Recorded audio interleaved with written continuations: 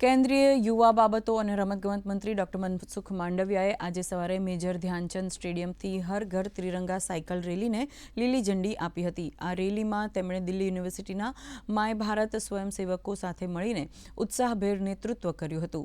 Major Dhyan Chand સ્ટેડિયમથી શરૂ થયેલી આ સાયકલ રેલી ઇન્ડિયા ગેટ સુધી પહોંચીને સંપન્ન થઈ હતી। આ પ્રસંગે મોટી સંખ્યામાં યુવાનોએ દેશભક્તિના જોશ સાથે ઉત્સાહપૂર્વક ભાગ લીધો હતો। दिल्ली में माय भारत के 1000 से अधिक वॉलंटियर्स ने हर घर तिरंगा साइकिल यात्रा के द्वारा देश को फिटनेस का संदेश दिया है। कोई भी राष्ट्र को विकसित राष्ट्र बनना है तो देश के नागरिक स्वस्थ रहे बहुत आवश्यक है। साइकिलिंग ये फिटनेस का संदेश है। साइकिलिंग पोल्यूशन का सॉल्यूशन है।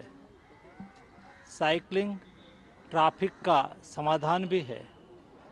साइकिलिंग तेल की बचत भी करता है, उड़ियामन भी बचाता है।